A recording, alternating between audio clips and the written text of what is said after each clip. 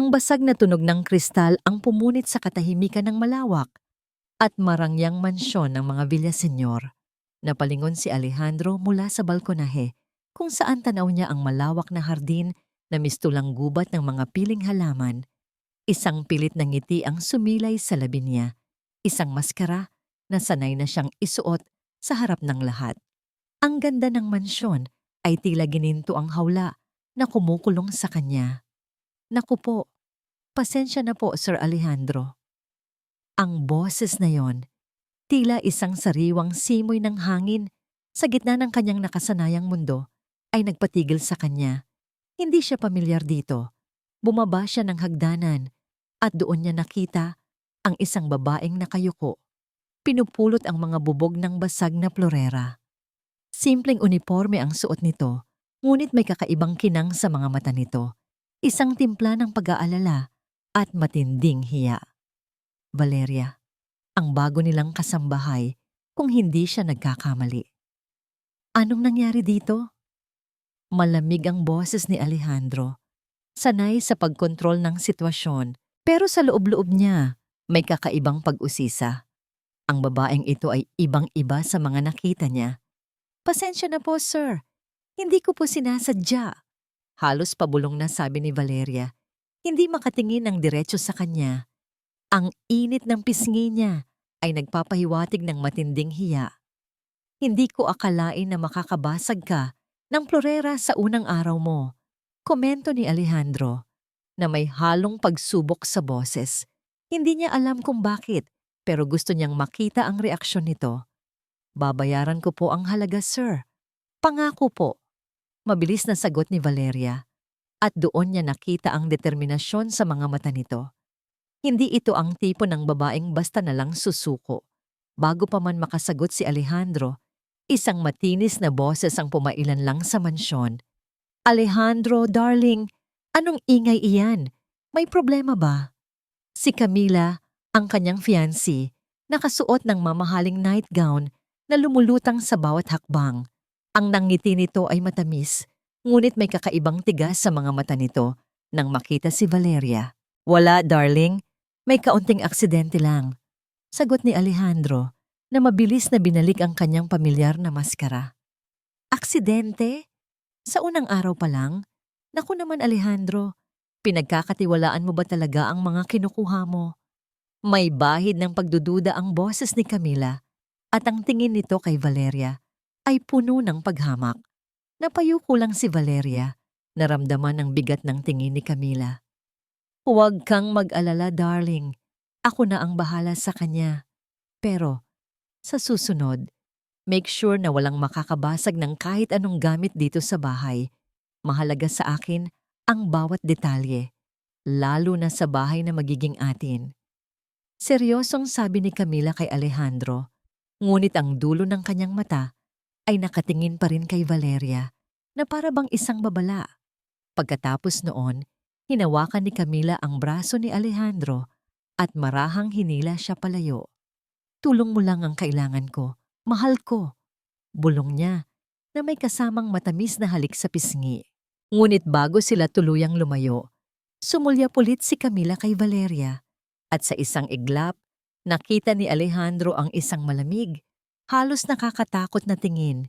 Isang tingin na nagpabilis ng tibok ng puso niya sa hindi malamang dahilan.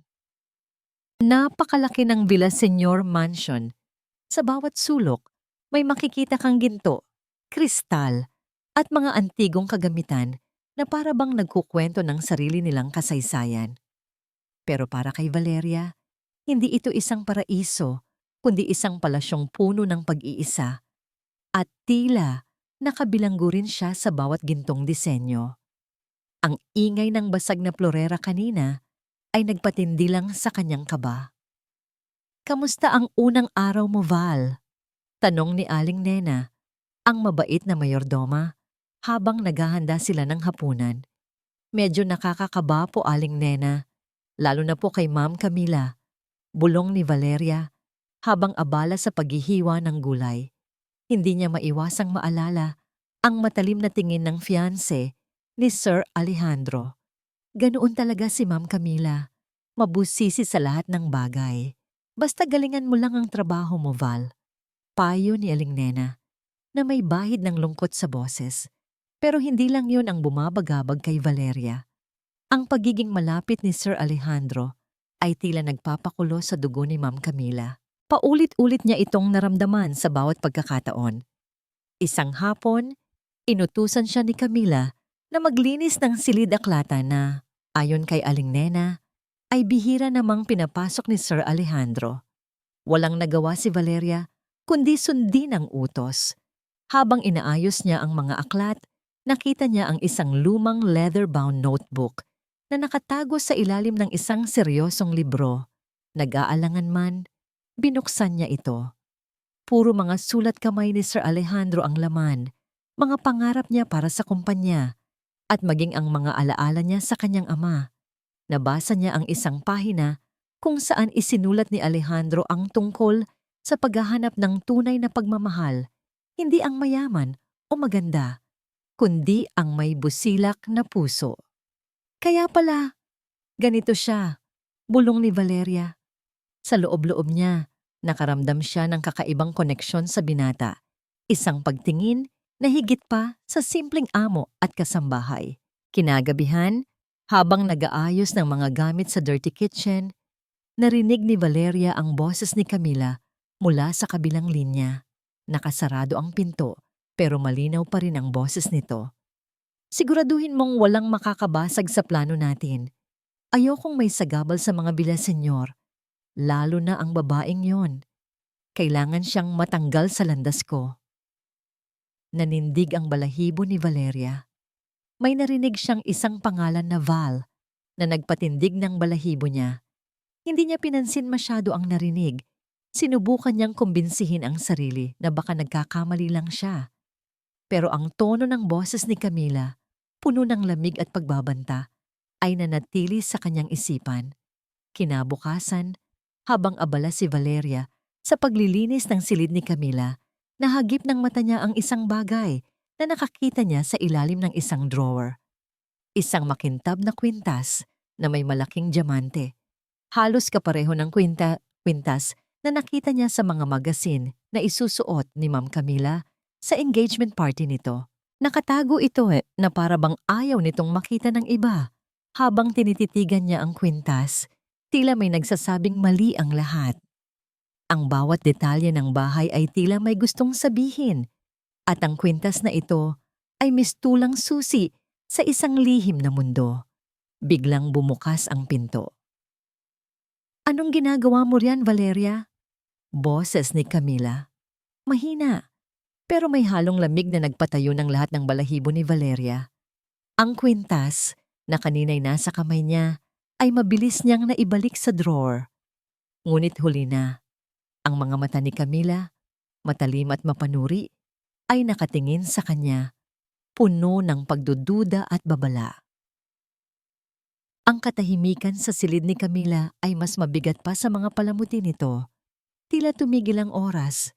Nakatayo si Valeria, halos hindi humihinga, habang ang matalim na tingin ni Camila ay tila tumatagos sa kanyang kaluluwa. "May hinahanap ka ba, Valeria?" Boses ni Camila. Kalmado, pero may bahid ng pagbabanta. Tila isang ahas na handang umatake. "Naglilinis lang po ako, Ma'am Camila," sagot ni Valeria. Pilit pinatatag ang boses. Pakiramdam niya ay nahuhuli siya sa isang kasalanang hindi niya ginawa. Talaga?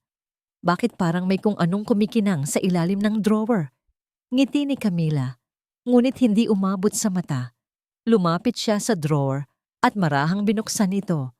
Doon, nagkalat ang mga gamit niya at sa isang sulyap, kitang-kita ang blangko na pwesto ng isang mamahaling kwintas. Isang kwintas na hindi kailanman nakita ni Valeria. Biglang nagbago ang ekspresyon ni Camila. Mula sa kalmado, naging galit at takot ang mga mata nito. "Ang kwintas ko! Nasaan ang kwintas ko?" Sigaw ni Camila na nagpatigil sa mundo ni Valeria. "Magnanakaw ka! Nililinis mo ang kwarto ko para nakawin ang pinakamamahal kong kwintas." "Hindi po, ma'am. Wala po akong kinukuha." Depensa ni Valeria Nanginginig ang buong katawan. Hindi niya maintindihan kung paano nangyari ito. Ang buong katawan niya ay para bang pinapalo at ang kanyang mga mata ay nagbabadyang bumagsak ang luha. Sa gitna ng kaguluhan, dumating si Alejandro. Mula sa kanyang balkonahe, narinig niya ang sigaw ni Camila. Ang tingin niya ay agad na napunta sa umiiyak na Camila at sa nanginginig na si Valeria. Anong nangyayari dito, Camila? Tanong ni Alejandro.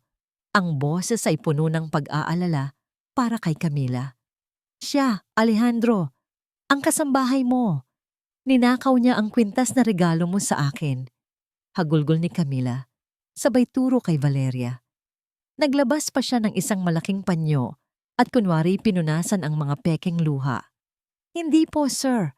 Wala po akong ginagawa. Pilit na paliwanag ni Valeria, ngunit ang boses niya ay nanginginig.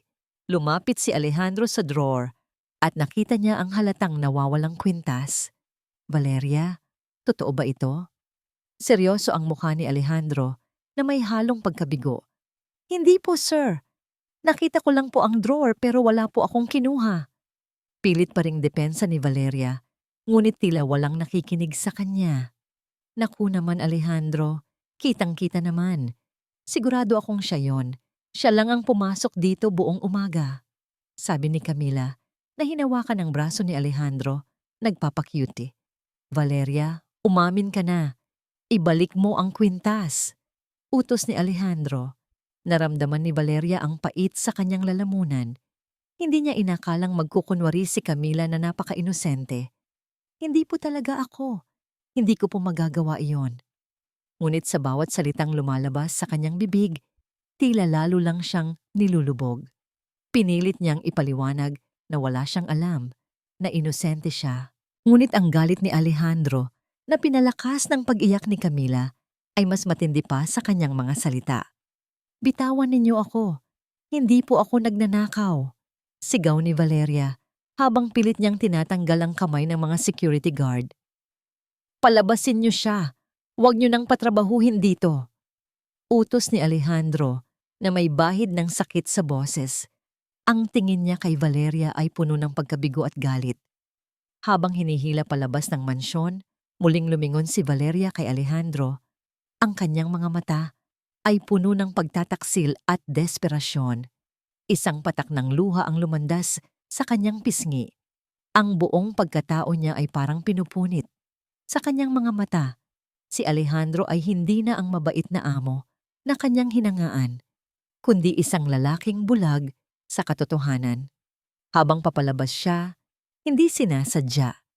Nalaglag niya ang isang lumang aklat na hiniram niya sa silid-aklatan. Ito ang paboritong aklat ni Sir Alejandro, ang aklat na may mga sulat ng kanyang ama.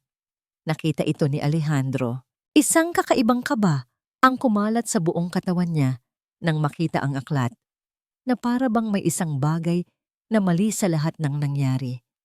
Ang bawat hakbang ni Valeria palayo sa Villaseñor Mansion ay tila isang matalim na kutsilyo na humihiwa sa kanyang puso. Bit-bit ang kanyang lumang bag at sa likod niya ang malaking bakod ng mansyon na dati simbolo ng pag-asa, ngayon ay tila isang pader na humaharang sa kanyang kinabukasan. Ang luha niya ay tila walang tigil na umaagos kasabay ng malakas na kabog ng dibdib.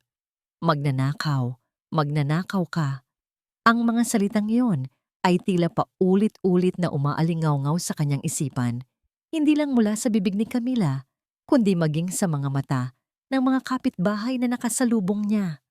Ang dating Valeria na masipag ay naging Valeria na magnanakaw. Mas masakit pa sa pisikal na sampal ang mga tingin at bulong ng mga tao. Pagdating niya sa kanyang munting bahay, sinalubong siya ng kanyang kapatid na si Beth. Nakita nito agad ang pamamaga ng kanyang mga mata at ang bakas ng luha. Ate, anong nangyari? Bakit ganyan ang itsura mo? Tanong ni Beth, puno ng pag-aalala. Pilit ngumiti si Valeria. Wala ito, Beth. Nadapa lang ako. Pagsisinungaling niya, ayaw niyang mag-alala pa ang kapatid na may sakit sa puso. Pero hindi nagtagumpay ang kanyang pagkunwari. Kilala kita, ate. May problema ka, di ba? Narinig ko ang usap-usapan ng mga kapitbahay. Malungkot na sabi ni Beth. Doon, bumuhos ang lahat. Niyakap ni Valeria ang kanyang kapatid at doon niya inilabas ang lahat ng sakit at sama ng loob. Ikinuwento niya ang lahat mula sa pagiging mapanuri ni Camila hanggang sa pagkalaglag ng kwintas. Ate, kailangan mong linisin ang pangalan mo. Hindi ka magnanakaw. Galit na sabi ni Beth na siyang nagbigay ng lakas sa kanyang ate. Kinabukasan, kahit pa masakit ang katawan at ang puso niya, pinilit ni Valeria na magtungo sa presinto. Ikinuwento niya ang lahat sa pulis, ngunit walang nangyari. Pasensya na, ma'am. Wala kang ebidensya. At si Miss Camila Santos, isa siyang prominenteng tao. Mahirap makasuhan ng walang matibay na basihan, sabi ng pulis na tila hinuhusgahan na siya kahit hindi pa naririnig ang buong panig niya. Paglabas niya ng presinto, pakiramdam ni Valeria ay mas lalo siyang lumubog. Wala siyang kakampi at ang mundo ay tila nakikisama sa mga mayayaman at makapangyarihan. Habang naglalakad pabalik, nagring ang cellphone niya. Isang unknown number. Nag-aalangan man. Sinagot niya, Valeria, huwag kang magulo. Kung ayaw mong may mangyaring masama sa pamilya mo, manahimik ka lang. Marami kaming alam na pwedeng makasira sa'yo. Isang boses ng lalaki ang narinig niya, puno ng pagbabanta. Nanginginig ang mga kamay ni Valeria habang pinutol niya ang tawag. Hindi lang pala si Camila ang kalaban niya, kundi isang malakas na puwersa na gustong patahimikin siya. Doon niya na-realize na hindi ito simpleng away lang. Ito ay isang digmaan. Isang linggo ang lumipas, pilit na naghahanap ng trabaho si Valeria. Pero sa tuwing mag-a-apply siya, tila mayroong pumipigil. Lahat ay tila nakakaalam sa akusasyon laban sa kanya. Sa isa sa kanyang paghahanap, nakasalubong niya ang isang dating kaibigan, si Aling Tess. Si Aling Tess ay dating nagtrabaho rin sa Villaseñor Mansion. Val, kumusta ka? Bati ni Aling Tess na may halong awa. Heto, Aling Tess, naghahanap ng trabaho. Kaso, mahirap. Malungkot na sabi ni Valeria. Alam ko ang nangyari sa'yo, Val. Bulong ni Aling Tess at lumapit palalo. Alam ko rin na hindi ka magnanakaw. Ang totoo, may narinig akong mga bagay-bagay noon tungkol kay Ma'am Camila. May pinaplano siyang masama sa mga kasambahay na hindi niya gusto. Nanlaki ang mga mata ni Valeria. Ano po iyon, Aling Tess? Pakiusap. Sabihin ninyo po sa akin. Nag-aalangan si Aling Tess. Pasensya na, Val. Delikado. Huwag mo na lang alamin. Mahirap kalabanin ang mga Villaseñor at lalo na si Ma'am Camila. Matapos sabihin iyon, mabilis na umalis si Aling Tess. Iniiwan si Valeria na puno ng pagdududa at pag-asa. Ang pag-akyat ni Alejandro sa hagdanan patungo sa kanyang silid ay tila mas mabigat kaysa dati. Hindi niya maalis sa kanyang isipan ang aklat na nalaglag ni Valeria. Ito ang paboritong aklat ng kanyang yumaong ama, na may mga sulat kamay nito sa loob. Pinulot niya ito at inilagay sa mesang tabi ng kama. May bahid ng pagdududa ang kanyang puso. Hindi ito ang aklat na karaniwang binabasa ng isang magnanakaw. Kinabukasan, habang nag-aalmusal sila ni Camila, napansin ni Alejandro ang suot nitong kwintas. Isa iyong kumikinang na diamante na ayon kay Camila ay replika lang ng nawawala niyang kwintas. Ngunit may isang detalye na nagpatigil kay Alejandro. Ang sukat ng diamante ay tila mas maliit sa kanyang naaalala. Darling, bakit ganyan ang tingin mo sa kwintas ko? Tanong ni Camila na may matamis ng ngiti. Nalulungkot ako kasi hindi ko na mahanap ang orihinal. Sana ay matulungan mo akong makabili ng mas maganda pa rito. Wala, darling. Naalala ko lang ang disenyo. Ang akala ko, mas malaki ang diamante sa dati mong kwintas. Diretsong tanong ni Alejandro. Sinusubukan ng reaksyon ni Camila. Biglang nanigas ang mukha ni Camila. Ah, iyan ba? Hindi naman siguro. Baka mali lang ang naaalala mo, darling. Tara na, kain na tayo. May meeting ka pa, di ba? Agad nitong iniba ang usapan at halatang umiiwas sa tanong. Sa araw na yon, tila may kung anong nagbago kay Alejandro. Nagsimula siyang magmasid ng husto sa mga kilos ni Camila. Napansin niya na palaging binubulyawan nito ang mga kasambahay, lalo na kung wala siya sa paningin. Ibang-iba sa Camila na maamo at mahinhin sa harapan niya. Isang gabi, habang nag-iisa si Alejandro sa kanyang opisina, naaalala niya ang mga salita ng kanyang ama. Anak, ang tunay na ginto ay hindi nakikita sa labas, kundi sa kalooban ng tao. Mag-ingat ka sa mga taong kumikinang sa labas, baka sa loob ay puro itim. Ang mga salitang iyon ay tila bumubulong sa kanya, nagpapahiwatig ng babala. Ang kanyang ama ay naloko rin ng isang babaeng mapagpanggap na nagpahirap sa kanilang pamilya noon. Sa sumunod na araw, habang naglalakad sa hardin, may tinawagan si Alejandro. Gusto kong ipahanap mo ang isang kwintas na may diamante. Ang may-ari ay si Camila Santos. Nawawala daw. At kung maaari, imbestigahan mo rin ang nakaraan ni Valeria Ramirez, ang dating kasambahay namin. Huwag kang magpahalatang iniimbestigahan mo si Camila. Gusto ko, discreet lang. Binaba ni Alejandro ang telepono at tumingin sa malawak na hardin. Sa kauna-unahang pagkakataon, hindi niya naramdaman ang kalmado sa loob ng kanyang mansyon. Sa halip, naramdaman niya ang isang kaba na tila may malaking sikreto ang nakatago sa likod ng mga gintong palamuti. Sa loob ng kanyang silid, nakaupo si Camila sa harap ng vanity mirror, tinititigan ang kanyang sarili.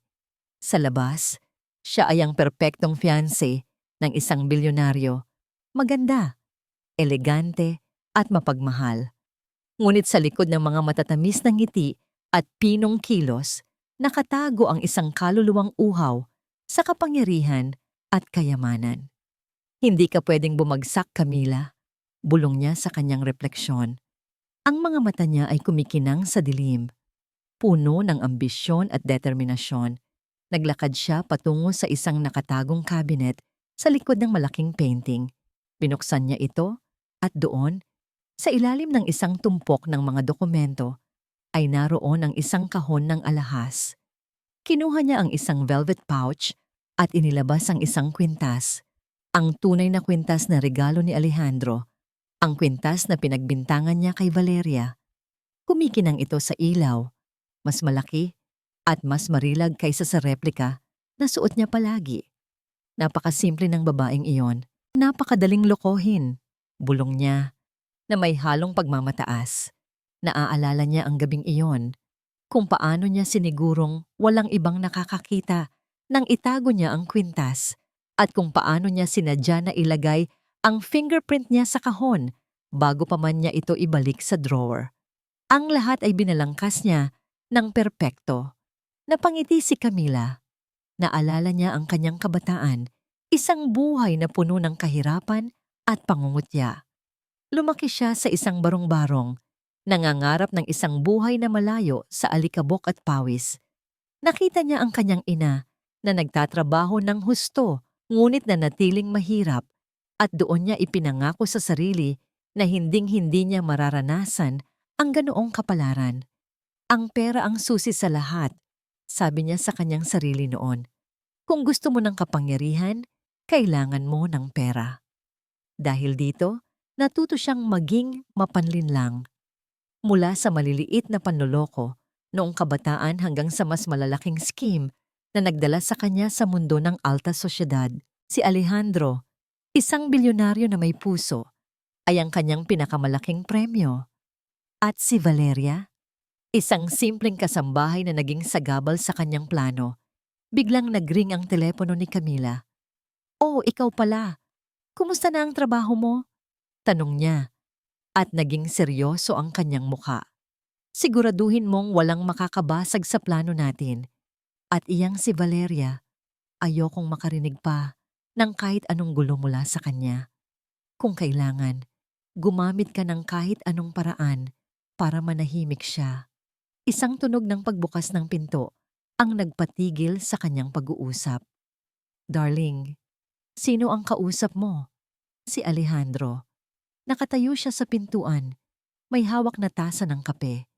Ang mga mata niya ay nakatingin sa kanya na para bang nagbabasa ng kanyang kaluluwa. Mabilis na pinutol ni Camila ang tawag. Wala, darling. Kaibigan lang. Nag-aalala lang tungkol sa engagement party natin. Pagsisinungaling niya na may pilit na ngiti. Ganun ba? Nakita ko ang drawer na nabasag. Ang kwintas mo, naaalala ko, may maliit na depekto sa ilalim ng diamante na para bang may gasgas. Diretsong tanong ni Alejandro. Nanigas si Camila. Wala siyang maalalang ganoong detalye sa kwintas. Ano? Gasgas? Hindi ko napansin, darling. Siguro ay nasira na lang talaga. O baka hindi ko lang napansin noon. Pagdadahilan niya, pilit na iniisip ang isang palusot. Tumango lang si Alejandro. Ganun ba? Sige, ako na ang bahala magpatingin dito sa replika mo. Baka nga may depekto na. Lumabas si Alejandro ng silid. Iniiwan si Camila na nag-iisa. Ang mga salita ni Alejandro ay tila espada na sumaksak sa kanyang dibdib. May mali. May alam si Alejandro. May nakita siya. Ang bawat araw ay tila isang hamon para kay Valeria. Ang mga tingin ng mga tao, ang mga bulong, at ang mga saradong pinto sa bawat trabahong ina-applyan niya, lahat ay humihila sa kanya pababa. Naramdaman niya ang bigat ng mundo sa kanyang mga balikat. Hindi lang siya ang apektado, maging ang kanyang kapatid na si Beth ay nahihirapan na. Ate, kailangan na nating magbayad ng renta. Kung hindi, paalisin tayo rito. Malungkot na sabi ni Beth habang nakaupo sila sa isang lumang bangko sa parke. Napayuko si Valeria. Wala na siyang maisip na paraan. Halos lahat ng ipon niya ay naubos na sa paghahanap ng hustisya na hindi niya makita. Ang dati nilang bahay na inuupahan ay pinapabayaan na dahil sa mga chismis kung saan-saan na rin sila lumipat. Huwag kang mag-alala, Beth. Makakahanap ako ng paraan.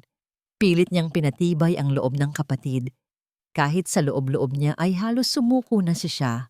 Isang gabi, habang naglalakad mag-isa sa madilim na kalsada, naramdaman ni Valeria ang labis na kalungkutan.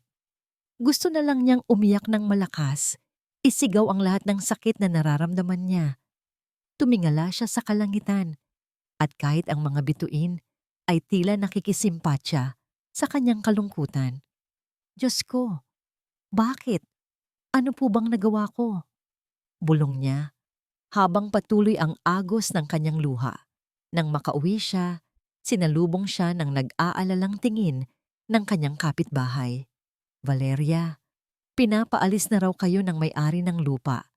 Hindi na raw sila komportable sa inyo, sabi nito, na may bahid ng panghihinayang para siyang binagsakan ng langit at lupa. Wala na silang matitirahan, wala nang pag-asa, nawala ang kanyang trabaho, nawala ang kanyang reputasyon, at ngayon, pati ang bubong na sumisilong sa kanila ay mawawala na rin. Pakiramdam niya ay wala na siyang silbi. Ate, anong gagawin natin? Halos maiyak na si Beth, na ngayon ay masakit na naman ang dibdib. Niyakap ni Valeria ang kapatid. Sa sandaling iyon, kahit pa bumagsak na ang kanyang mundo, kailangan niyang manatiling matatag para kay Beth. Hindi tayo susuko, Beth.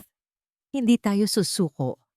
Mahina niyang bulong, kahit pa nanginginig ang kanyang boses. Habang iniisip niya ang susunod nilang hakbang, nag-ring ang cellphone ni Valeria. Isang unknown number na naman. Nag-aalangan man siya. Sinagot niya, Valeria, huwag kang mag-alala. Hindi ka nag-iisa. Isang boses ng babae ang narinig niya, hindi pamilyar. May alam ako tungkol sa nangyari sa'yo at alam ko rin kung sino ang may gawa. Mag-ingat ka lang, pero huwag kang sumuko. Bago pa man makasagot si Valeria, pinutol na ang tawag. Nanatili siyang nakatulala, hawak ang telepono, isang mensahe na hindi niya inaasahan. Ang mga mata ni Alejandro ay nanlilisik habang pinapanood ang footage mula sa nakatagong kamera. Kitang-kita niya si Camila, hawak ang telepono, at ang kanyang boses ay puno ng pagbabanta. Nag-uutos sa kanyang kasabwat na gawing miserable ang buhay ni Valeria. Hindi lang iyon. Sa isa pang clip, nakita niya si Camila na maingat na inilagay ang kwintas sa drawer bago pa man niya ito hanapin at akusahan si Valeria. Hindi ko ito mapapatawad. Bulong ni Alejandro. Ang kanyang kamao ay mahigpit na nakakuyom. Ang lahat ng pagdududa at hinala ay nagkumpirma. Si Camila ay isang mapanlinlang na babae. Dumating din ang tawag mula sa private investigator. Hindi lang tungkol sa kwintas ang natuklasan nito. May iba pang mga kaso ng panloloko at pandaraya si Camila sa kanyang nakaraan. Kabilang ang paggamit ng maling identity at pagnanakaw ng ari-arian mula sa isang dating kasintahan. Ang lahat ng ebidensya ay nagtuturo sa iisang katotohanan. Si Camila ay isang kriminal. Isang matinding galit ang naramdaman ni Alejandro. Ngunit kasabay nito ay matinding pagsisisi. Paano niya nagawang maging bulag sa loob ng mahabang panahon? Paano niya nagawang pahirapan ang isang inosenteng tao tulad ni Valeria? Kailangan itong matapos, sabi ni Alejandro sa kanyang sarili. Nagpasya si Alejandro na harapin si Camila. Naghintay siya hanggang kinagabihan nang dumating si Camila mula sa isang social event puno ng pagmamataas at palamuti. "Darling, bakit gising ka pa?" tanong ni Camila na may matamis na ngiti. Ngunit sa pagkakataong ito, hindi na ito gumana kay Alejandro. "Camila, may kailangan tayong pag-usapan," diretsong sabi ni Alejandro. Ang boses ay puno ng lamig. Biglang nanigas si Camila. "Ano yon, darling? Bakit parang seryoso ka?" Inabot ni Alejandro ang kanyang tablet at ipinakita ang footage mula sa nakatagong kamera. Nandoon ang lahat. Ang pag-uusap ni Camila sa telepono, ang paglalagay ng kwintas, at ang kanyang malisyosong plano. Nanlaki ang mga mata ni Camila. Mula sa kanyang pilit na ngiti, unti-unting nagbago ang kanyang ekspresyon tungo sa gulat. At pagkatapos ay galit. "Ano ito, Alejandro? Hindi totoo yan. Gawa-gawa lang yan," sigaw ni Camila, na pilit na inagaw ang tablet. "Huwag ka nang magpanggap, Camila. Alam ko na ang lahat. Alam ko ang ginawa mo kay Valeria. At alam ko ang lahat ng panloloko mo sa nakaraan," sabi ni Alejandro. Ang boses ay matigas at puno ng disgusto. "Ang kwintas na suot mo, isa lamang replika. Ang orihinal ay matagal mo nang naibenta sa auction. Ang lahat ng ito ay gawa-gawa mo lang para siraan si Valeria." Biglang tumawa si Camila, isang tawang puno ng kabaliwan. "Oh, Alejandro, anong pinagsasabi mo? Bakit mo paniniwalaan ang isang kasambahay na magnanakaw? Ang lahat ng ito ay para sa ating kinabukasan, para sa pamilya Villaseñor." Hindi mo naintindihan, Camila. Ang pamilya Villaseñor ay hindi itinatayo sa kasinungalingan at panlilinlang. Itinatayo ito sa katapatan at pagmamahal, sabi ni Alejandro na lumayo kay Camila. "Tapos na tayo at pananagutan mo ang lahat ng ginawa mo." Kinuha ni Alejandro ang telepono at tumawag sa pulis. Habang naghihintay sila, sinubukan ni Camila na lumapit sa kanya, nagmamakaawa, ngunit huli na ang lahat. Ang kanyang mga pekeng luha ay hindi na gumana. Ang balita ng pag-aresto kay Camila Santos ay kumalat ng napakabilis, tila apoy sa tuyong damo. Ang dating fiancé ng bilyonaryo ay ngayon isang kriminal na kinasuhan ng panloloko at paninirang puri. Ang mga tabloid at news channels ay puno ng mga detalye ng iskandalo. Ngunit sa gitna ng lahat ng kaguluhan, isang pangalan ang umalingaw-ngaw: Valeria Ramirez. Sa munting tahanan ni Valeria, gulat at pag-asa, ang halo-halong emosyon. Hindi niya inakalang darating ang araw na ito. Minsan pa, muling nag-ring ang kanyang telepono. Ngunit sa pagkakataong ito, hindi na unknown number. Si Sir Alejandro. Valeria, humihingi ako ng tawad. Bungad ni Alejandro. Ang boses ay puno ng pagsisisi. Alam kong marami akong pagkukulang sa'yo. Nabulag ako. Pero ngayon, alam ko na ang buong katotohanan. Gusto kitang tulungan para linisin ang pangalan mo. Nag-aalangan si Valeria. Ang sakit ng nakaraan ay sariwa pa rin. Ngunit sa boses ni Alejandro, narinig niya ang tunay na pagsisisi. Ano po ba ang gusto ninyong gawin, sir? Tanong niya. Gusto kong magpatotoo ka sa korte. Sasamahan kita. Ipapakita ko ang lahat ng ebidensya laban kay Camila. Paliwanag ni Alejandro. Isang matinding labanan ang naganap sa korte. Sa isang banda, si Camila, pilit na ipinagtatanggol ang kanyang sarili. Sinisiraan si Valeria at ginagamit ang kanyang koneksyon. Sa kabilang banda, si Valeria, kasama si Alejandro, na nagpapatotoo sa bawat detalye ng panloloko. Ang pinakamalaking bomba ay nang ipinakita ni Alejandro ang footage mula sa nakatagong kamera.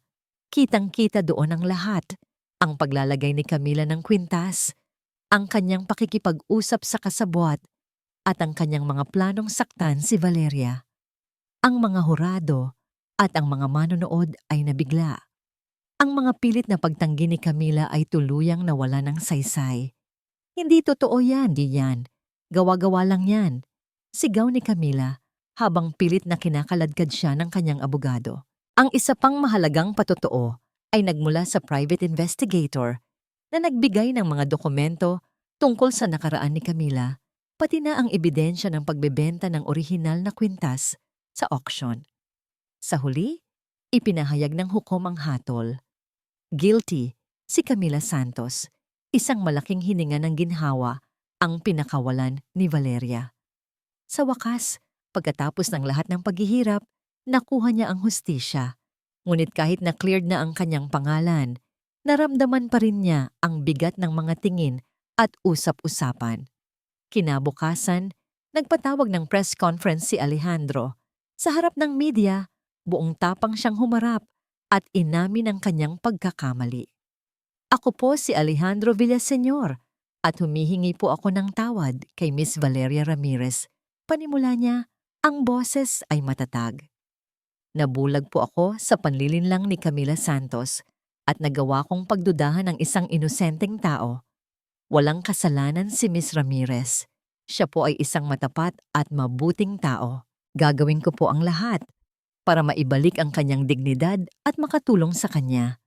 Pagkatapos ng kanyang pahayag, lumapit si Alejandro kay Valeria, na nakatayo sa isang tabi. Inabot niya ang kamay nito at sa kauna-unahang pagkakataon, hindi na ito isang amo at kasambahay. Ito ay isang lalaking humihingi ng tunay na kapatawaran sa isang babaeng kanyang sinaktan. Ang mga sumunod na araw ay naging simula ng isang bagong yugto.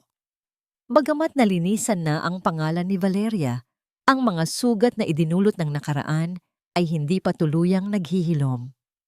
Ang mga mata ng publiko ay nakatutok pa rin sa kanya, at ang pagiging malapit niya kay Alejandro ay nagbigay ng panibagong usap-usapan. Ngunit sa pagkakataong ito, si Alejandro mismo ang gumagawa ng paraan para protektahan siya. Valeria, may inaalok akong posisyon sa iyo sa isa sa mga foundation ko. Sabi ni Alejandro isang hapon nang magkita sila sa isang coffee shop. Walang kinalaman ito sa Villaseñor Group. Gusto kong makapagtrabaho ka ng panatag sa isang lugar na pinapahalagahan ang iyong kakayahan at integridad. Nag-aalangan si Valeria. Hindi niya alam kung dapat ba siyang tanggapin ang alok. Ngunit sa mga mata ni Alejandro, nakita niya ang sinseridad. Sa kabila ng lahat, nakita niya ang tunay na pagbabago sa binata. Salamat po, Sir Alejandro, sagot ni Valeria. Pero kailangan ko pong makabangon sa sarili kong paa. Alam ko, Valeria, hindi ko naman ito ibinibigay para pakiramdam mo ay may utang na loob ka. Gusto ko lang na magkaroon ka ng pagkakataon na maipakita ang tunay mong kakayahan, paliwanag ni Alejandro. At doon, nagsimula ang kanilang kakaibang relasyon. Hindi na amo at kasambahay, Hindi na nag-akusa at inakusahan, kundi 2 taong nagpapagaling ng sugat ng nakaraan. Madalas silang nagkikita, hindi na para sa mga legal na usapin, kundi para magkape o maglakad-lakad sa parke.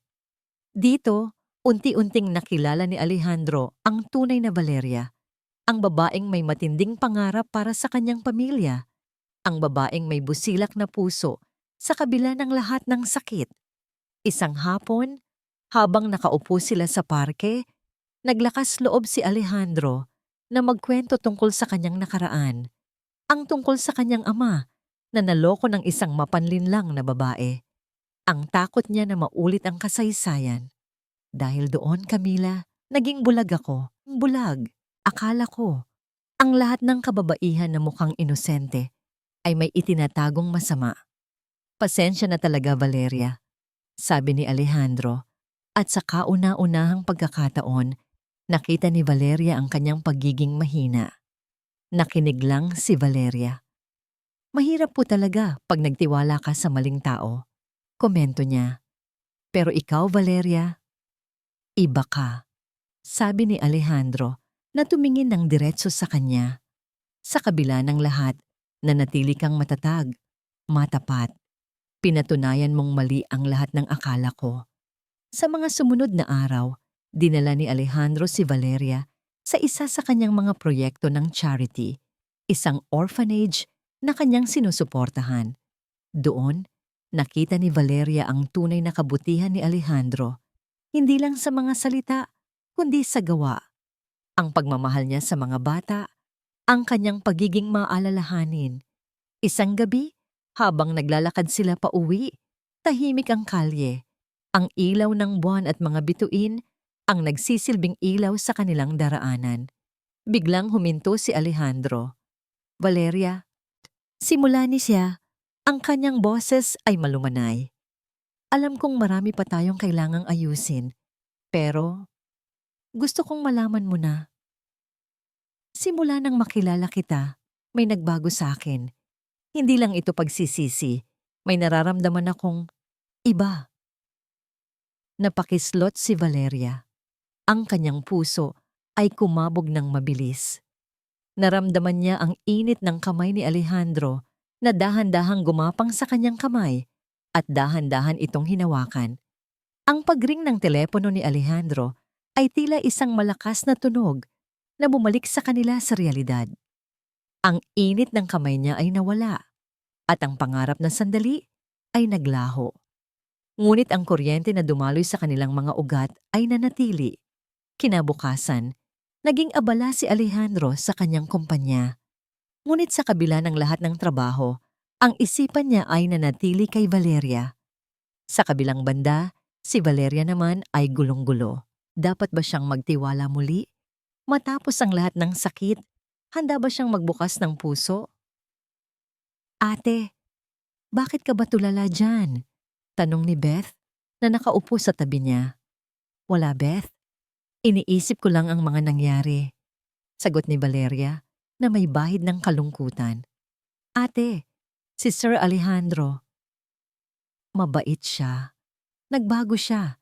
Bigyan mo naman siya ng pagkakataon, sabi ni Beth, na tila nababasa ang nasa isip niya. Ang mga salita ni Beth ay nagpatigil kay Valeria. Tama ang kapatid niya. Nakita niya ang pagbabago kay Alejandro. Hindi na siya ang kirot na nagdulot ng sakit noon, kundi ang lalaking handang umako ng kanyang pagkakamali at lumaban para sa kanya. Isang hapon, nakatanggap si Valeria ng imbitasyon mula kay Alejandro. Isang hapunan, hindi sa mamahaling restaurant, kundi sa isang simpleng kainan na malapit sa isang dalampasigan.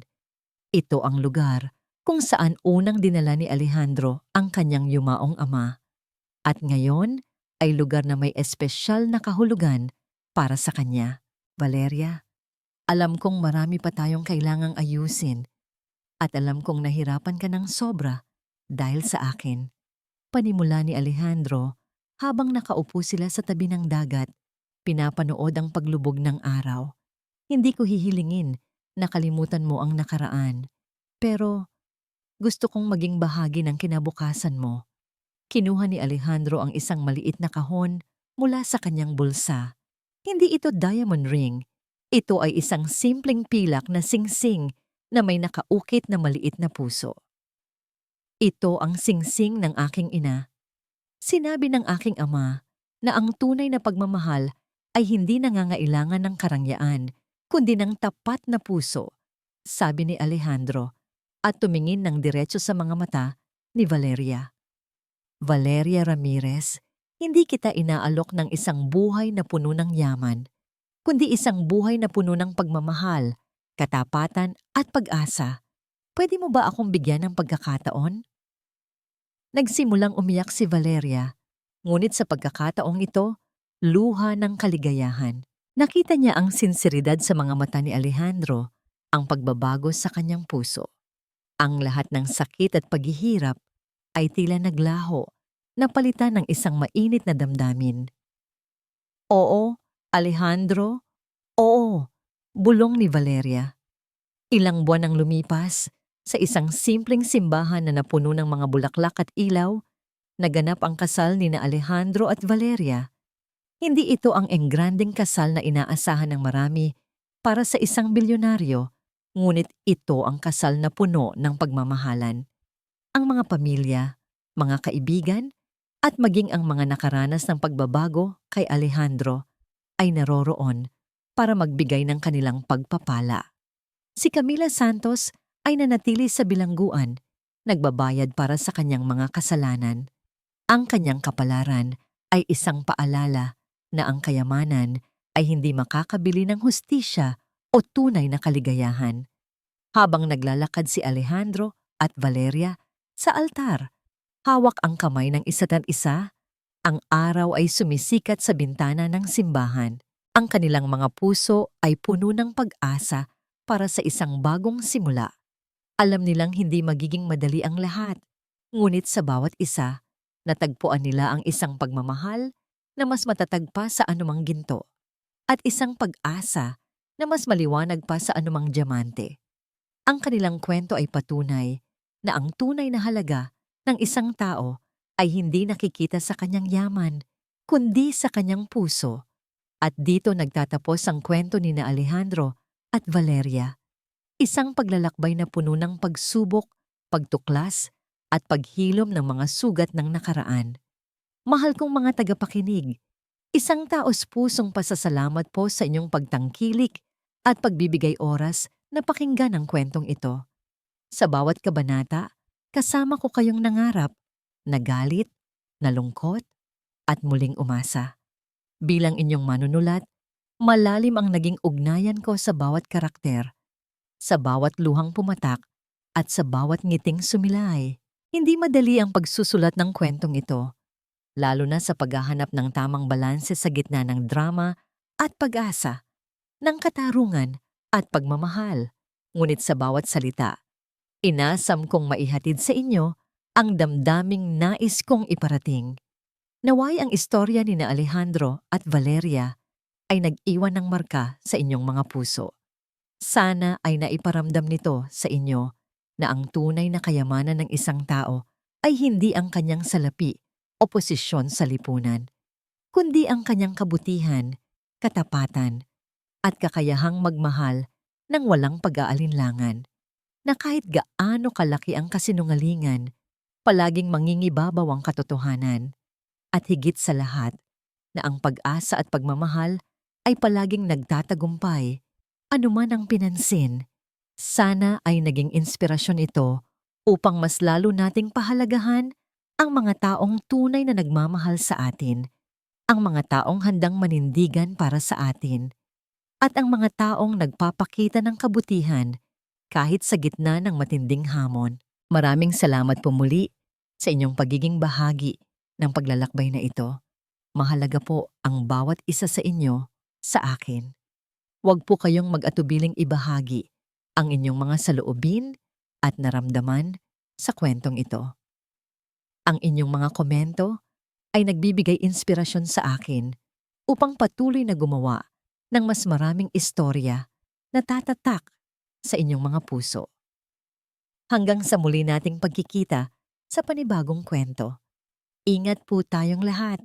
Nagmamahal, ang inyong manunulat.